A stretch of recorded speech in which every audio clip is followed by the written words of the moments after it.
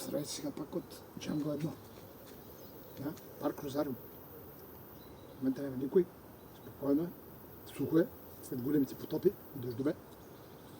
И аз за какво слушам пак да ви покажа гост позинг или позинг на боди и тяло, мускулисто, съградено от калистерика или бодyweight.